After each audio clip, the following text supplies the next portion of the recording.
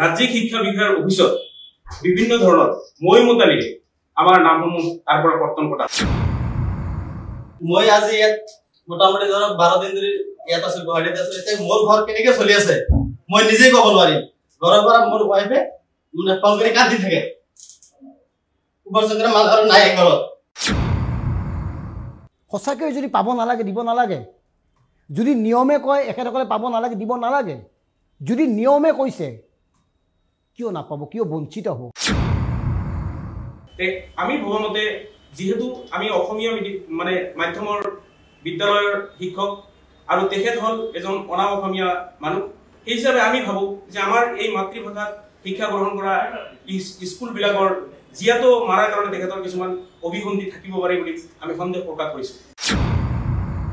Tuition কৰি পেলাই এটা সংঘাত কেনেকৈ চলিব পাৰে নমস্কাৰ প্ৰিয় দৰ্শক ডি পলিটিক্সলৈ মই দীপক কুমাৰ বৰুৱাই স্বাগতম জনাইছোঁ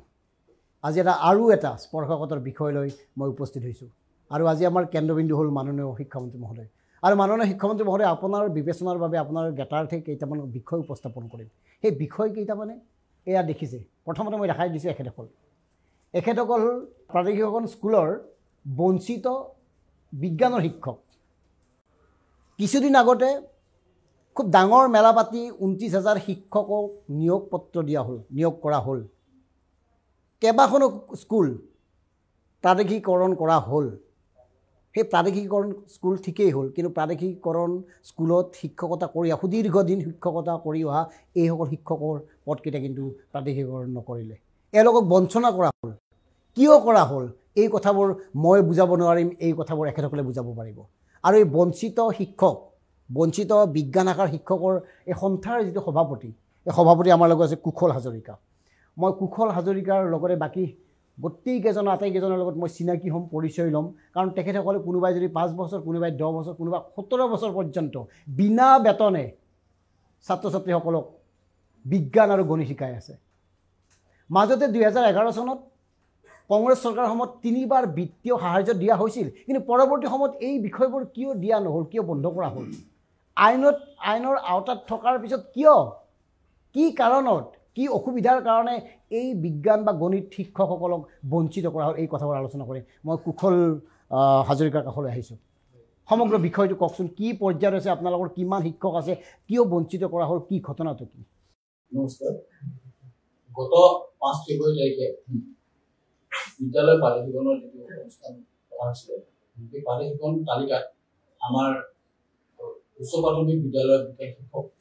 প্ৰায় সৰহসংখ্যক বিজ্ঞান শিক্ষকে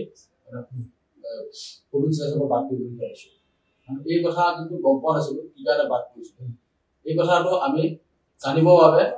বিভাগীয় কৰ্তৃপক্ষৰ ওচৰত অহাত বিভাগীয় কৰ্তৃপক্ষই আমাক জনাইছিলে যে আপোনালোকৰ নাম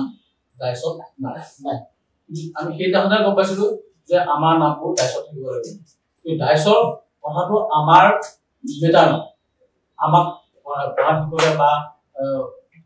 মেট্ৰিক কমিটি আমাক নিয়োগ কৰিছে কেৱল পাঠদান কৰিব লাগে অংক পঢ়াব লাগে বিজ্ঞান পঢ়াব লাগে 3টা ক্লাছত আমি মুঠতে 6টা ক্লাছ কৰিব লাগে দিনটোৰ ভিতৰত আমি বিজ্ঞান আৰু গণিত মুঠত 6টা ক্লাছ আমি কৰিব লাগে আৰু আমি এই ক্লাছতে ব্যস্ত হৈ থাকোঁ দায়িত্বৰ কথাটো আমাৰ দায়িত্বত আমাৰ কোনো প্ৰব্লেম নাই কি কাৰণে লোৱা দায়িত্বত নাম নথকাৰ কাৰণে আমাক নাম লোৱা বুলি আমাক মৌখিক আকাৰে জনাইছে আচলতে থাকিব লাগিছিল থাকিব লগা কোনো কাৰণ নাই আইনখন যিহেতু আইনত নাই আইনত এইটো কথা উল্লেখ আছে যে আপোনাৰ 31/12/2010 হোৱাৰ আগত শিক্ষকজন নিযুক্তি হ'ব লাগে আৰু এইটো কথা লেখা আছে যে 9-10 দায়িত্বত স্কুলখন থাকিব লাগে কিন্তু আইনখনত এইটো লেখা নাই যে 9-10 দায়িত্বত শিক্ষকজনৰ নামটো থাকিব লাগে ঠিক আছে মই তেখেতৰ আপোনাৰ নামটো কওকচোন মোৰ নাম জামছেদুৰ ৰহমান হয় আপুনি সম্পাদক all Assam venture ME school deployed science teacher এছ'চিয়েশ্যনৰ সাধাৰণ সম্পাদক আমাৰ সন্মানীয় শিক্ষামন্ত্ৰী ডাঙৰীয়াই যোৱা 5 ফেব্ৰুৱাৰী তাৰিখে যি প্ৰাদেশিকৰণৰ মানে শিক্ষকৰ চাকৰিৰ মেলা পাতি পেলাই চাকৰি দিলে তাতে আমাৰ নগণ্য সংখ্যক বিজ্ঞান শিক্ষকৰ পদ সেই প্ৰাদেশিকৰণৰ তালিকাৰ পৰা বঞ্চিত হয় আৰু সেই বঞ্চিত হোৱাৰ কাৰণ হিচাপে আমি যেতিয়া আমাৰ ডিস্ট্ৰিক্ট লেভেল ডিও অফিচত যেতিয়া আমি খবৰ কৰিলোঁ তেতিয়া আমাক দিয়কলে যেতিয়া তোমালোকৰ বাদ পৰাৰ কাৰণবিলাক আমি গম পোৱা নাই যেহেতু আমাক যেতিয়া মানে জিলা বিষয়ে গম নাপায় কিয় আপোনালোক বাদ পৰিছে হয় তেখেতে কৈছে যে তোমালোকৰ যিখিনি আমাক ৰাজ্যিক শিক্ষা বিষয়ে যেনেকুৱা ধৰণে আমাক নাম পঠাব দিছিলে তিনিজন শিক্ষক এজন বিজ্ঞান শিক্ষক আৰু অংক শিক্ষক এজন ভাষা আৰু এজন সোশিয়াল স্টাডি আৰু আমি ঠিক সেই ধৰণে ডিস্ট্ৰিক্ট সিলেকশন কমিটি যেটো সৰকাৰে বনাই দিছিল যাৰ চেয়াৰম্যান উপাধ্যক্ষ আছিল তেখেতে ডিএলসিৰ পৰা সেই লিষ্টটো সম্পূৰ্ণ কৰি আমাৰ ৰাজ্যিক শিক্ষা বিষয়াৰ অফিচলৈ পঠাইছিল আৰু ৰাজ্যিক শিক্ষা বিষয়াৰ অফিচত বিভিন্ন ধৰণৰ মইমতালিৰে আমাৰ নামসমূহ তাৰ পৰা কৰ্তন কৰা মইমতালি কোনে কৰিছে মানে ৰাজ্যিক শিক্ষা বিষয়াৰ অফিচত ঠিক এনেকুৱা আইনত নথকা কিছুমান দোষ ত্ৰুটিৰ দ্বাৰা আমাৰ আইনত যিবিলাক নাই আইনত যেটো কথা কোৱা হোৱা নাই ঠিক সেনেকুৱা ধৰণৰ কিছুমান বস্তু আমাৰ ওপৰত জাপি দি আমাৰ কিছু সংখ্যক শিক্ষক আৰু যি শিক্ষকৰ দ্বাৰা হয়তো বিগত 10 বছৰে আমি শিক্ষকতা কৰি স্কুলখনৰ এনৰোলমেন্ট তথা আমি ছাত্ৰ ছাত্ৰী সহায় কৰি আছিলো ঠিক আমি প্ৰধান শিক্ষক বুলি নকলেও এখন এমই স্কুলৰ বিজ্ঞান শিক্ষকজন এনেকুৱা এটা শিক্ষক যি শিক্ষক নহলে বাকি শিক্ষক বিলাকৰ মানে গাৰ্জিয়ানে যেতিয়া ল'ৰা ছোৱালীহঁতক সেই স্কুলখনত এডমিশন না বুজি পালো হয় হয় কথাখিনি বুজি পালো মাননীয় শিক্ষামন্ত্ৰী মহোদয় মই কোৱা নাই এখেতে কৈছে আৰু এখেতেও এজন বিজ্ঞান শিক্ষক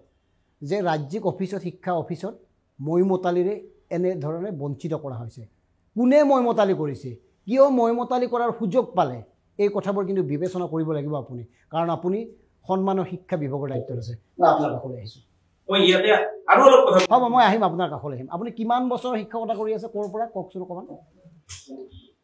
মই 2010 চনৰ সেপ্টেম্বৰ মাহৰ পৰা বৰ্তমানলৈকে শিক্ষকতা কৰি আছো সায়েন্স টিচাৰ হিচাপে ক'ত বঙাইগাঁও ডিস্ট্ৰিক্টৰ লালুৰাম বসুমতাৰী মেমৰিয়েল গাৰ্লছ স্কুলত এই যোৱা 5 তাৰিখত যেটো মেলা পাতিলে শিক্ষামন্ত্ৰী ডাঙৰীয়া নিযুক্তিৰ বাবে সৰুসজাই ষ্টেডিয়ামত আমিতো কোনোদিন ভবা নাছিলো তাতে আমাৰ নাম নাহিব সায়েন্স টিচাৰ থাকিবই লাগিব তাতে মাষ্ট বি কাৰণ এই একখনত উল্লেখ আছে one science teacher must B না গোটেই কথাটো গম পালে যেতিয়া নামটো তাত নেদেখিলে আপোনালোকৰ কেনেকুৱা লাগিছিল যেতিয়া নামটো তাত নাই কাৰণ আপোনালোকে ভাবিছিল তাত নাম থাকিব কিন্তু দেখিলে তাত নাম নাই স্যার তেতিয়া তাত যদি আমি নামটো দেখা নাপালো মানে তেতিয়া আমি তাৰমানে এই দুনিয়াত আসলে নাই তাৰমানে সেন্সলেস হৈ গৈছিল আৰু মানে তাৰপাছত আমি ডাইৰেক্টৰ অফ এলিমেন্টাৰী এডুকেশ্যন এটাই খবৰ কৰাৰ পাছত তাহলে আমাক ক'লে তোমালোকৰ ডাইছত নাম নথকাৰ কাৰণে আপোনাৰ পৰিয়ালত কোন কোন আছে মোৰ পৰিয়ালত মই আছো মোৰ ল'ৰা আছে এটা মোৰ ৱাইফ আছে মা দেউতা আপুনি তাৰমানে উপাৰ্জন কৰে একমাত্ৰ মই উপাৰ্জন কৰো মই আজি ইয়াত মোটামুটি ধৰক 12 দিন ধৰি ইয়াত আছো গুৱাহাটীত আছো এতিয়া মোৰ ঘৰ কেনেকৈ চলি আছে মই নিজে ক'ব নোৱাৰিম ঘৰৰ পৰা মোৰ ৱাইফে মানে ফোন কৰি কাটি থাকে উপাৰ্জন কৰা মানুহ নাই ঘৰত এনেকুৱা হৈছে মোৰ ঘৰৰ পৰিস্থিতি বৰ্তমান গতিকে স্যাৰ আমি কি কম আৰু ক'ব লগা নাই কাৰণ আমাতকৈ শিক্ষামন্ত্ৰী ডাঙৰীয়া বহুত ভালদৰে জানে যিদৰে মেলা পাতি আছে চাকৰি এই মেলা কথা স্যাৰ আমি আৰু বেছি ক'ব নোৱাৰিম বুজি পালো মাননীয় শিক্ষামন্ত্ৰী মহোদয় সঁচাকৈ যদি পাব নালাগে দিব নালাগে যদি নিয়মে কয় একেসকলে পাব নালাগে দিব নালাগে যদি নিয়মে কৈছে কিয় নাপাব কিয় বঞ্চিত হ'ব কোনে বঞ্চনা কৰিছে কাৰ কাৰণে অলপ বঞ্চিত হ'বলগীয়া হ'ল এই কথাবোৰ কিন্তু আপুনি বিচাৰ কৰি চাব লাগিব কাৰণ তেখেতে গুৱাহাটীত থাকিব লাগিছে আন্দোলন কৰিবলগীয়া আছে প্ৰাপ্য বিচাৰি গুৱাহাটীত থাকিবলগীয়া আছে পৰিয়াল অকলে আছে গতিকে তেখেত আৱেগিক হৈ পৰিছে আৱেগিক বিষয় এয়া কেৱল ৰাজনীতিৰ বিষয় হিচাপে নলয় সঁচা অৰ্থত যদি মানৱীয় দৃষ্টিভংগীৰে চোৱা হয় নিশ্চয় এখেতসকল বঞ্চিত হ'বলগীয়া নহয় মই আপোনাৰ কাষলৈ আহিছোঁ আমি ক'ৰ পৰা আহিছোঁ মই বঙাইগাঁও ডিস্ট্ৰিক্টৰ পৰা আহিছোঁ কিমান বছৰ হ'ল আপোনাৰ 12 বছৰ হ'ল মোৰ দেউতা বিনা বেতনে বেঞ্চাৰ কৰি কিনি ৰিটায়াৰ হৈ গৈছে এই দেউতাৰ এগেইনষ্টত মই ঘুমাইছোঁ স্কুলৰ বাকী শিক্ষকসকলৰ নিয়মীয়াকৰণ হৈছে তিনিজনৰ হৈছে আমি বাস্তৱ স্কুল ডাইৰেক্টৰ কৰিছোঁ এতিয়া আৰু ক'ব লগা একো নাই আমি আইনৰ বন্ধুৱে পৰীক্ষিনিও আমি বাদ কৰিব লগা হ'ল আপোনাৰ দেউতাও সেইখন স্কুলতে কাম কৰিছে হয় সেইখন স্কুলতো কাম কৰিছে বিনা বেতনত ৰিটায়াৰ হৈ গৈছে দেউতাৰ এগেইনষ্টত আমাৰ কমিটিয়ে আমাৰ ৰেজুলেশ্যন দিছে এই ডিস্ট্ৰিক্টৰ পৰা আমাক জয়নিং এপইণ্টমেণ্ট দিছে 2010 চনৰ আগত কিন্তু তথাপি আমাৰ প্ৰধান শিক্ষকে জানে ড্যাশবোৰ্ডৰ কণ্ডিশ্যনটো ড্যাশবোৰ্ড আমি সেই স্কুলত ক্লাছ কৰিব লগা হয় আমিতো অফিচিয়ালি আৰু নাযাওঁ এতিয়া আমাৰ মানে বহুত দুখ লগা কথা হৈছে আৰু মানে আৰু মই ক'বই নোৱাৰো মানে আবেগিক হৈ পৰিছে মাননীয় শিক্ষামন্ত্ৰী মহোদয় কৰোডৰ অনুৰোধ কৰিছো যাতে আমাৰ সবখিনি প্ৰাদেশিকৰণ আচলতে এয়া এনেকৈ চলি আছে অসমৰ শিক্ষা ব্যৱস্থা এখেতৰ দেউতাকে বিনা বেতনে তাৰ পৰা অৱসৰ ল'লে তাৰ জাগাত এখেত সোমাল এখেতো 12 বছৰ হ'ল 1 বছৰ 2 বছৰ 3 বছৰ নহয় এটা যুগ 12 বছৰ হ'ল তাৰ পিছত তেখেতৰ কাখৰ বাকি 3জন শিক্ষকে দৰমহা পায় তেখেত বঞ্চিত হ'ল গতিকে এই কথাবোৰ কেনেকৈ সহ্য কৰিব তেওঁলোকে গতিকে মাননীয় মুখ্যমন্ত্ৰী মহোদয় মাননীয় শিক্ষামন্ত্ৰী মহোদয় আৰু বিভাগীয় বিষয়াসকল এই কথাবোৰ মই কৰজোৰে অনুৰোধ কৰিছোঁ এই কথাবোৰ বিবেচনা কৰক মই আপোনাৰ কাষলৈ আহিছোঁ আপুনি ক'ৰ পৰা আহিছে আপুনি কিমান বছৰ কৰি আছে কওকচোন প্ৰথমতে এই নিউজক ধন্যবাদ জ্ঞাপন কৰিছোঁ আৰু এইখিনি সুযোগ আমাৰ কথাখিনি যে আজি চৰকাৰ বা অন্যান্য পক্ষই চৰকাৰী পক্ষই গ্ৰহণ কৰি সুযোগ দিয়াৰ কাৰণে আপোনাক বহুত বহুত ধন্যবাদ জনাইছোঁ মোৰ নাম চান্নাম মই নগৰ ডিষ্ট্ৰিক্টৰ পৰা আহিছোঁ মোৰ স্কুলখনৰ নাম বিহাৰী এমি মাদ্ৰাছা কিমান বছৰ হ'ল মোৰ 11 বছৰ হ'ল স্কুলখনত কাম কৰা 2009 পৰা মই স্কুলখনত কাম কৰি আছোঁ আজি মাদ্ৰাছাটো বন্ধ কৰা নাই মাদ্ৰাছা এইটো হ'ল এমি মাদ্ৰাছা মানে এৰাবিক টিচাৰটো বাদ কৰিছে হয় কিন্তু বাকি টিচাৰবিলাক আমাৰ স্কুলত চাৰিজন মানে টিচাৰ চাকৰি হৈছে কিন্তু আজি মোৰ চাকৰি নহ'ল কিমান বছৰ কৰা বুলি ক'লে আপুনি মই 11 বছৰ আমাৰ পৰিয়ালত কোন কোন আছে মোৰ পৰিয়াল মা দেউতা মই মোৰ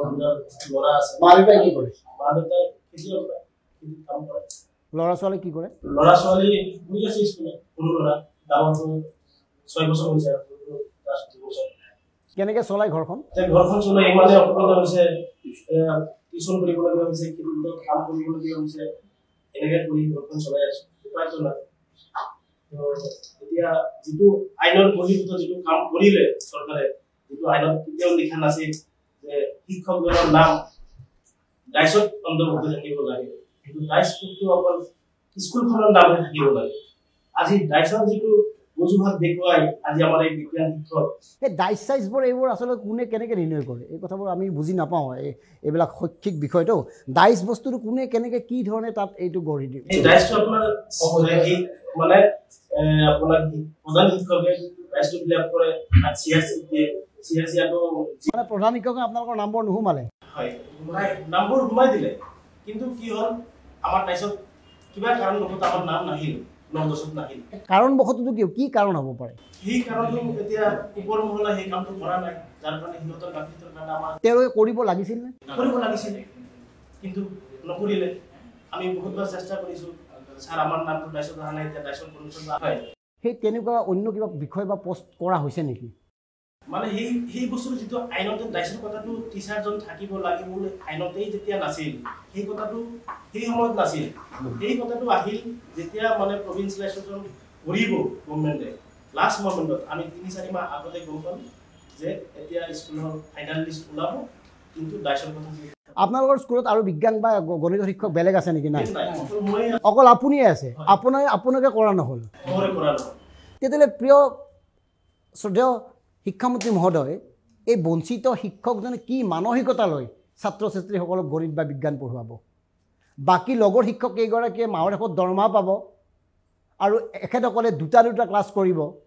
3টা ক্লাছত 6টা ক্লাছ কৰিব আৰু 6টা ক্লাছ কৰি 1 টকা নাপাব কি শান্তিত কি মানসিকতাত এওঁলোকে ক্লাছ কৰিব আৰু ল'ৰা ছাত্ৰ ছাত্ৰীয়ে কি শিকিব এয়া হৈছে অসমৰ শিক্ষা ব্যৱস্থা এনেকৈ শিক্ষা গ্ৰহণ কৰি আছে একাংশ বিদ্যালয়ত ছাত্ৰ ছাত্ৰীসকলে হয় আপুনি কিবা এটা ক'ব খুজিছিল আমাৰ এনচিটিৰ যিটো নৰ্মছ গোটেইখিনি ফুলফিল আছে তথাপি আমাৰ পোষ্টখিনি প্ৰাধিকৰণ নহল মানে এই চেন্ট্ৰেল গভৰ্ণমেণ্টৰ যিটো নৰ্মছ লাগে বৰ্তমান ডিএলএড প্লাছ টেট এই গোটেইখিনি আমাৰ থকাৰ পাছতো আমাৰ পোষ্টখিনি মানে প্ৰাধিকৰণ নহল গতিকে এইখিনি আমি কাৰো ওচৰত কম শিক্ষামন্ত্ৰী মহোদয় গোটেইখিনি বস্তু কমপ্লিটভাৱে জানে যে বিজ্ঞান শিক্ষক এটা নহ'লে এটা স্কুলত তাৰমানে তাৰ গুণগত শিক্ষা সম্পন্ন নহয় এইটো ভালদৰে জানে গতিকে এইখিনি আমি শিক্ষামন্ত্ৰী কেনেকৈ কম যিখিনি আবেগিক হৈ পৰিছে তাৰমানে আমাৰ কথা নাহে আৰু এতিয়া বৰ্তমান মই আপোনাৰ কাষলৈ পুনৰবাৰ আহিছোঁ আপোনালোকে শিক্ষামন্ত্ৰী মহোদয়ক এতিয়ালৈকে সাক্ষাৎ কৰিব পৰা নাই নেকি এই বিষয়টো আলোচনা কৰিব পৰা নাই বিগত যেতিয়া 5 ফেব্ৰুৱাৰীত আমি যেতিয়া এই চাকৰি মেলা যেতিয়া হৈ গ'ল তাৰপিছত 6 তাৰিখৰ পৰা আমি গুৱাহাটীত বাহৰ পাতি শিক্ষা সঞ্চালিকা মহোদয়ৰ লগত কথা পাতি আমি আমাৰ নামসমূহ কিয় নাহিল, কিয় অন্তৰ্ভুক্তি নহল, আমাৰ ডিষ্ট্ৰিক্টৰ লগত যোগাযোগ কৰি যেতিয়া আমি গম পালো আৰু তেখেতসকলে আমাক কৈ দিলে যে তোমালোকৰ এই কামখিনি তোমালোকৰ বিভাগীয় মন্ত্ৰীৰ লগত যোগাযোগ কৰা, তেখেতে যদি আমাৰ লগত এইখিনি কথা যদি কৰাৰ কাৰণে কোনো ধৰণৰ অনুমতি দিয়ে তেতিয়াহ'লে আমি কৰিব পাৰিম বুলি আমাৰ সঞ্চালিকা মহোদয়ে আমাক কয়। কাৰণটো কি কয় যে কিয় নহ'ল, সেই নোহোৱা কাৰণটো কি বুলি কয়? তেখেতে এটা কথাই কৈছে যে যিহেতু আমাৰ এই এপইণ্টমেণ্ট দিয়াৰ কাৰণে ষ্টেট যিটো কমিটি বনাই দিছিল এম্পায়াৰ্ড কমিটি আৰু যিজনৰ চেয়াৰমেন আছিল RC জৈন, আমাৰ সঞ্চালিকা মহোদয়ে কোৱা মতে তেখেতসকলে জানে যে এটা এম ই স্কুল কেতিয়াও বিজ্ঞান শিক্ষক নোহোৱাকৈ চলিব নোৱাৰে। গতিকে বিজ্ঞান শিক্ষকৰ ক্ষেত্ৰত তেখেতসকলে কৈছে যিহেতু আইনৰ অধীনত এই শিক্ষকসকলে নিয়মিতভাৱে পাঠদান কৰি আছে, বিগত 10 বছৰৰ বেছি অধিক কাল তেখেতসকলে স্কুলৰ লগত জড়িত, সেয়েহে এই পদখিনিক তেখেতসকলে মানি লয় আৰু প্ৰীতম শইকীয়াদেৱ কমিশনাৰ তেখেতেও এই কথাখিনি উদযাপন কৰে। কিন্তু আমি শুনা মতে RC জৈন ছাৰে ইয়াৰ চেয়াৰমেন হৈ পেলাই ইয়াৰ নিৰ্দিষ্ট কিছুমান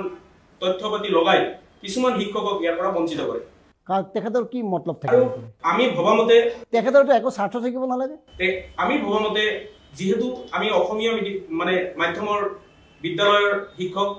আৰু তেখেত হ'ল এজন অনা অসমীয়া মানুহ, সেই হিচাপে আমি ভাবো যে আমাৰ এই মাতৃভাষাত শিক্ষা গ্ৰহণ কৰা স্কুলবিলাকৰ জিয়াটো মাৰাৰ কাৰণে তেখেতৰ কিছুমান অভিসন্ধি থাকিব পাৰে বুলি আমি সন্দেহ প্ৰকাশ কৰিছোঁ। মাননীয় শিক্ষামন্ত্ৰী মহোদয় অতি গুৰুত্বপূৰ্ণ কথা ক'লে। ইয়াতো ক'ৰবাত অসমীয়া অনা অসমীয়া এই ধৰণৰ চিন্তাধাৰাই স্থান পাইছে নেকি? কাৰণ এখেত বিজ্ঞান শিক্ষকজনে এটা গুৰুতৰ অভিযোগ উত্থাপন কৰিছে যে RC জৈন ডাঙৰীয়া এজন অনা অসমীয়া, সেইকাৰণে অসমীয়া মাধ্যমৰ স্কুলখিনিৰ ক্ষেত্ৰত তেখেতসকলে ইচ্ছাকৃতভাৱে এইবোৰ ব্যৱস্থা কৰিছে। আৰু সঁচাকৈ যদি এনেকুৱা ধৰণৰ চিন্তা, এনেকুৱা ধৰণৰ মানসিকতাৰে RC জৈনে কামবোৰ কৰিছে তেতিয়াহ'লে ইয়াতকৈ আৰু লাজৰ কথা, ইয়াতকৈ আৰু অপমানৰ কথা, ইয়াতকৈ আৰু দুখৰ কথা একো হ'ব নোৱাৰে। আৰু এই বিষয়টোত আপুনি মনোনিৱেশ কৰা উচিত, এই বিষয়টোত আপুনি গুৰুত্ব দিয়া উচিত। লগতে মই আৰু অলপ কথা ক'ব খুজিছোঁ, যিহেতু শিক্ষা বিভাগৰ দায়িত্ব থকা আমাৰ সন্মানীয় শিক্ষামন্ত্ৰী তেখেতে আজি তেখেতৰ দিনত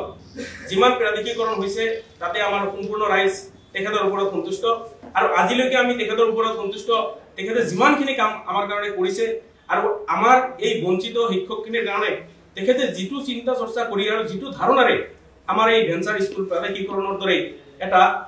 মানে বহুত ডাঙৰ সমস্যাৰ সমাধান তেখেতে উলিয়াইছে আৰু এই সমস্যাৰ ভিতৰত তেখেতে যি আইন প্ৰণয়ন কৰিছে সেই আইনটো ঠিক আছিল। আমি গোটেইখিনি মানুহ সেইটো পছন্দ কৰিছিলোঁ বা আইনৰ গণ্ডিত আপোনালোক আছিল, আমি আইনৰ গণ্ডিত আছিলোঁ আৰু তেখেতক আমি সেইটো কাৰণে আমি হাজাৰবাৰ তেখেতক প্ৰণাম কৰিব লাগিব। আকৌ একেটাই প্ৰশ্ন হয়, আইনৰ গণ্ডিত থকাৰ পিছত কিয় নহ'ল? সেই কিয় নহ'ল প্ৰশ্নৰ উত্তৰটো কাৰ হাতত আছে? সেই কথাটো আমাৰ পোষ্টখিনি কিয় নহ'ল সেই কথাটো উত্তৰ আমি বিচাৰি আজিলৈকে 15 দিন হ'ল আমি বিভাগীয় মন্ত্ৰী, আমাৰ মুখ্যমন্ত্ৰী আৰু আমাৰ কমিশনাৰ আৰু RC জৈন ছাৰক লগ কৰাৰ কাৰণে আমি বিভিন্ন সময়ৰে বিভিন্ন জাগাত আমি তেখেতসকলৰ পিছে ঘূৰিছোঁ, কিন্তু আজিলৈকে আমি তেখেতসকলক লগ নাপালোঁ। যাৰ কাৰণে আজি আপোনালোকৰ দৰে ডি নিউজ যি আমাক সামান্যতম সময় আমাক দিছে যে আমাৰ ইলেক্ট্ৰনিক মাধ্যমৰ দ্বাৰা এই কথাখিনি আমাৰ সন্মানীয় শিক্ষামন্ত্ৰী মহোদয় তথা মুখ্যমন্ত্ৰী মহোদয়ে যাতে নিৰ্বাচনৰ অধিসূচনাৰ আগতে আমাৰ এই কিছু সংখ্যক যি অলপ কেইজন বিজ্ঞান শিক্ষক স্কুলৰ পৰা বঞ্চিত হৈছে সেই কেইজনৰ এই চাকৰিখিনি যাতে নিয়মীকৰণ কৰি বা প্ৰাধিকৰণ কৰি আমাৰ এই সংসাৰখন চলোৱাৰ কাৰণে আৰু অনাগত দিনত আমাৰ স্কুলখনলৈ যাই থকাৰ কাৰণে যাতে বাট খুলি দিয়ে তাৰ কাৰণে আমি তেখেতক বিনম্ৰ অনুৰোধ জনাইছোঁ। আপোনাৰ ঘৰত কোন কোন আছে? মোৰ ঘৰত মা দেউতা ঢুকাইছে, বিয়া পাতিছোঁ, এজনী ছোৱালী আছে আৰু মই নিজে উপাৰ্জন কৰোঁ,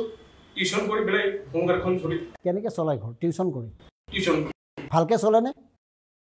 এতিয়া ছাৰ সেইখিনি কথা ক'ব নোৱাৰোঁ। টিউশ্যন কৰি পেলাই এটা সংসাৰ কেনেকৈ চলিব পাৰে?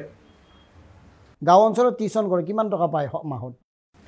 এটা টিউশ্যন কৰালে 250 টকা 300 টকা, এটা হাইষ্ট 300 টকা দিয়ে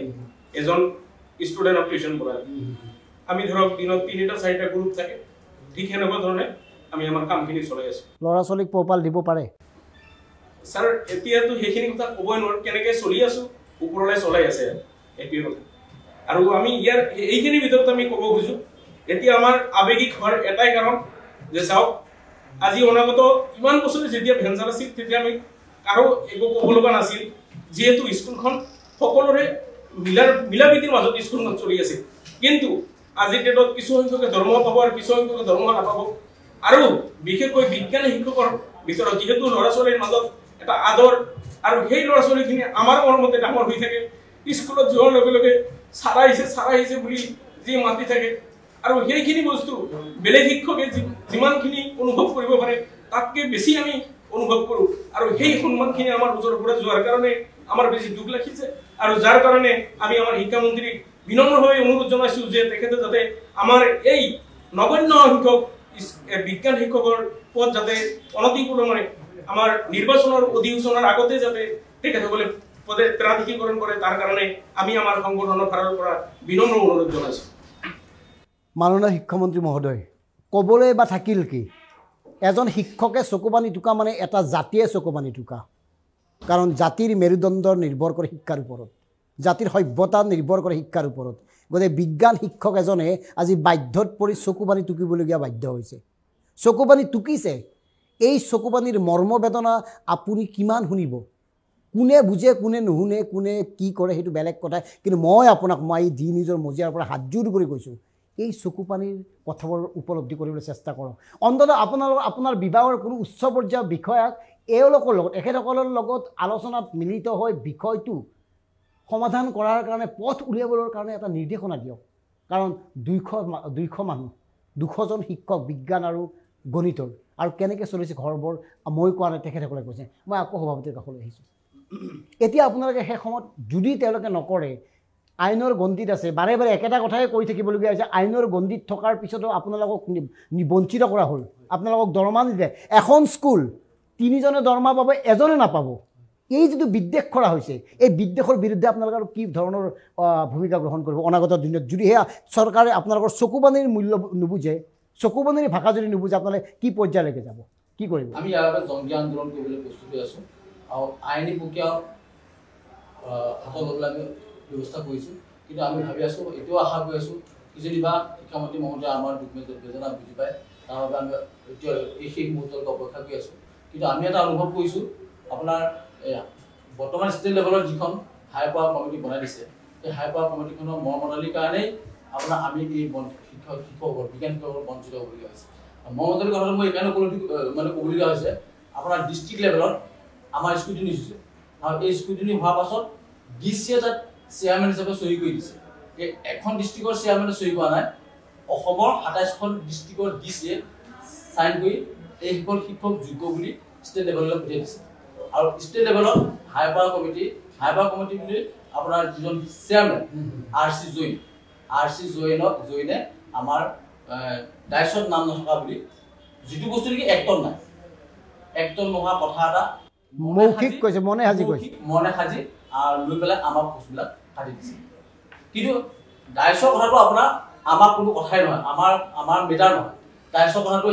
শিক্ষা বিভাগে মেইনটেইন কৰিব লাগে আৰু আজি আপোনাৰ বৰ্তমান যিটো